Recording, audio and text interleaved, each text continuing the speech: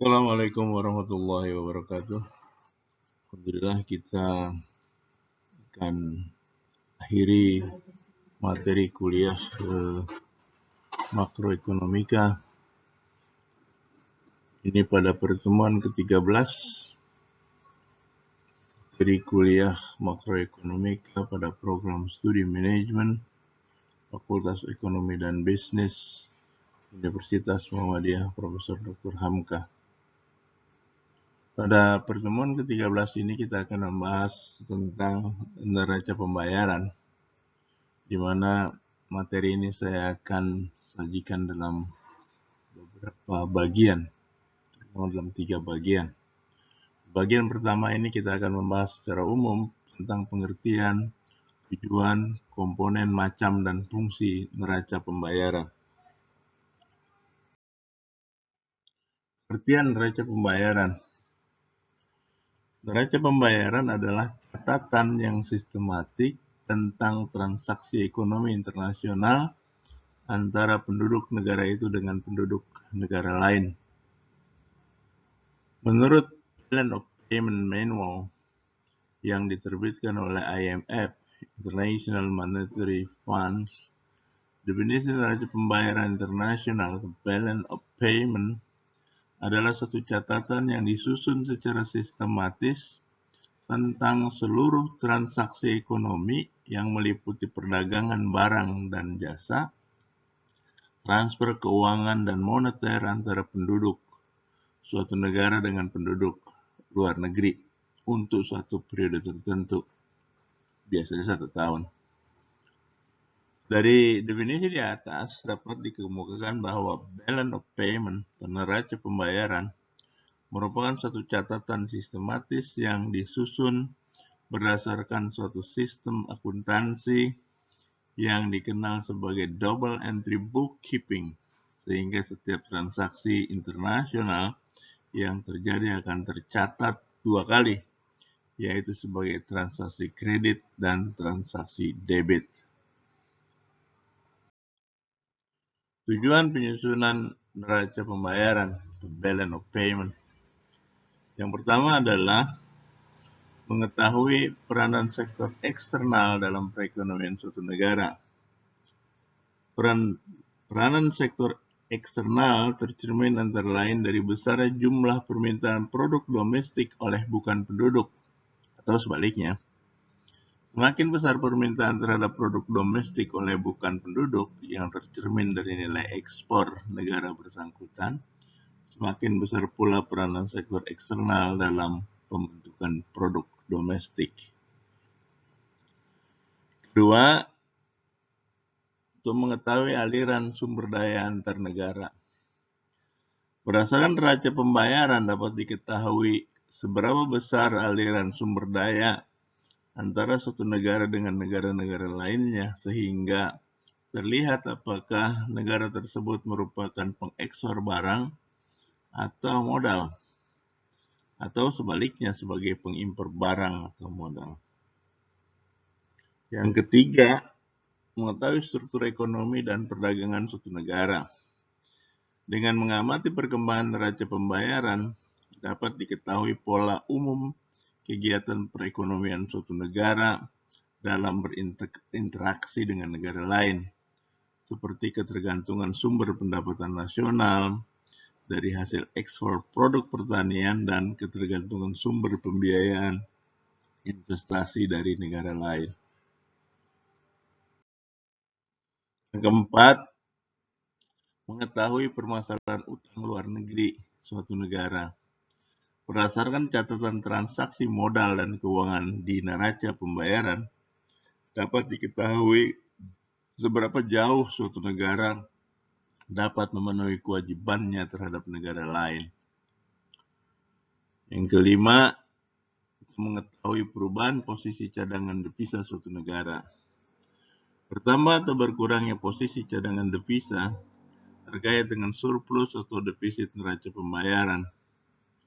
Apabila terjadi surplus neraca pembayaran, maka posisi cadangan devisa akan bertambah sebesar surplus tersebut, dan sebaliknya.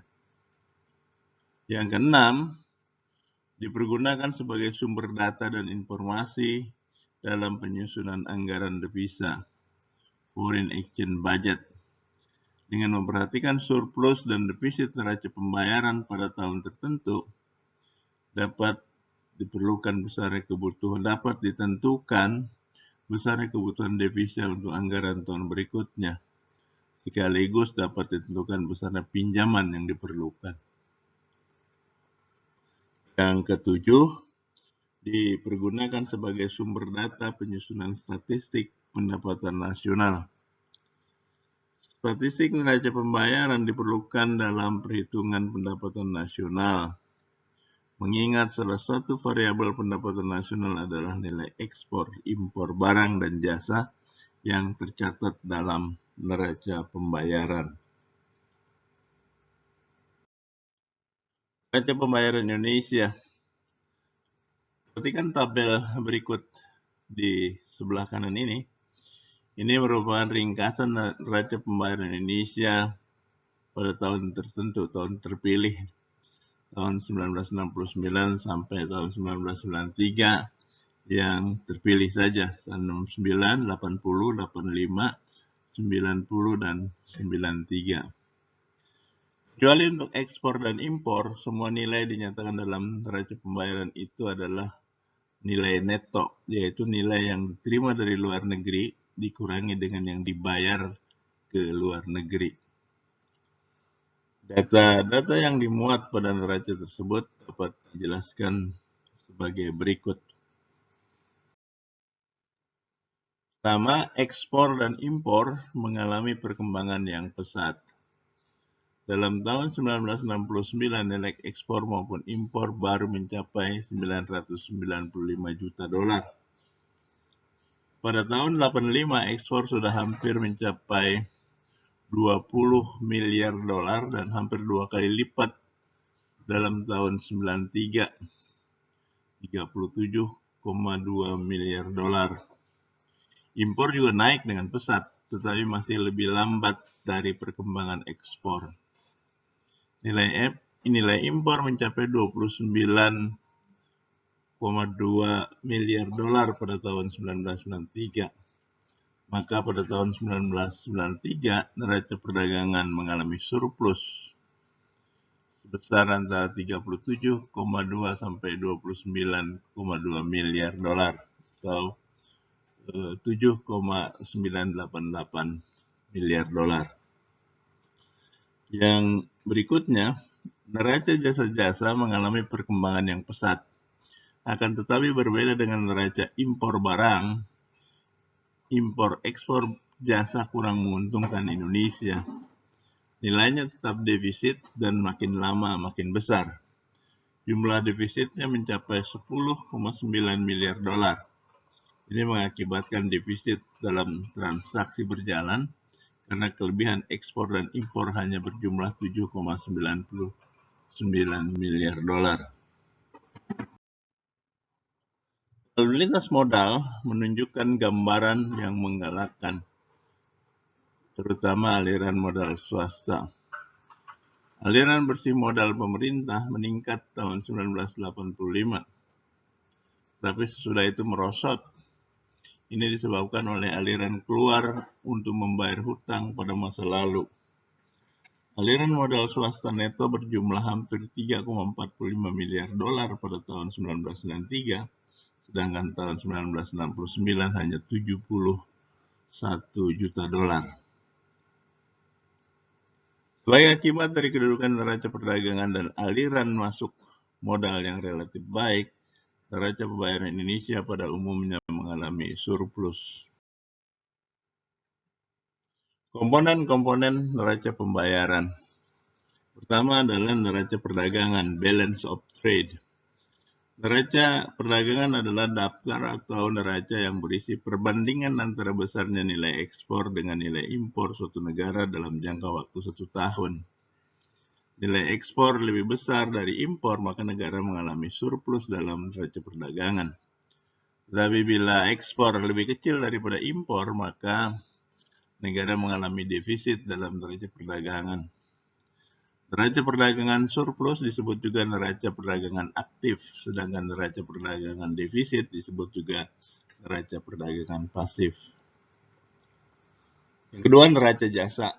Neraca jasa ialah neraca yang mencatat transaksi jasa yang diselenggarakan dan diterima suatu negara terhadap negara lain selama jangka waktu 1 tahun. Misalnya jasa pengangkutan, jasa asuransi, pariwisata, perdagangan, dan perbankan. Yang ketiga, neraca hasil modal.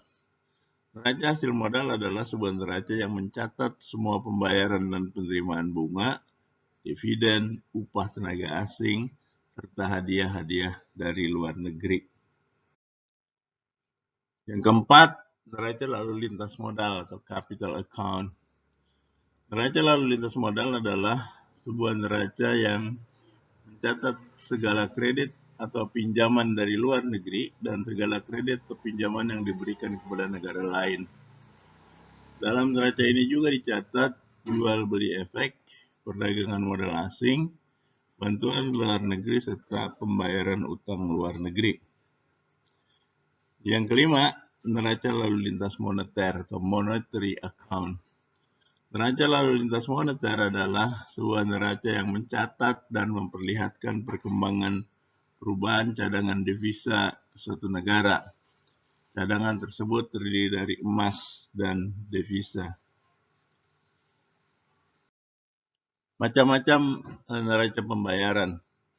Neraca pembayaran defisit adalah neraca pembayaran yang menunjukkan jumlah transaksi pembayaran luar negeri lebih besar dibandingkan transaksi penerimaan dari luar negeri. Neraca pembayaran surplus, neraca pembayaran yang menunjukkan transaksi debit lebih kecil. Neraca pembayaran seimbang, yaitu neraca pembayaran yang menunjukkan transaksi debit sama dengan transaksi kredit. Fungsi neraca pembayaran.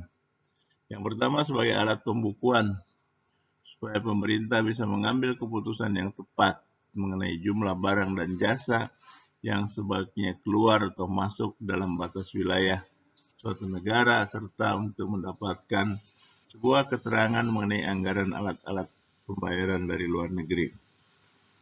Yang kedua, sebagai alat untuk mengukur kondisi ekonomi terkait dengan perdagangan internasional dari suatu negara. Yang ketiga, berfungsi untuk mendapatkan informasi rinci terkait dengan perdagangan luar negeri. Yang keempat, berfungsi untuk membandingkan pos-pos dalam neraca pembayaran dari negara tersebut dengan negara tertentu. Yang kelima, berfungsi sebagai alat kebijakan moneter yang akan dilaksanakan oleh suatu negara. Jadi demikian pengenalan kita tentang neraca pembayaran. Pada bagian-bagian yang lain kita akan bahas secara teori bagaimana teori tentang neraca pembayaran dikaitkan dengan nilai tukar.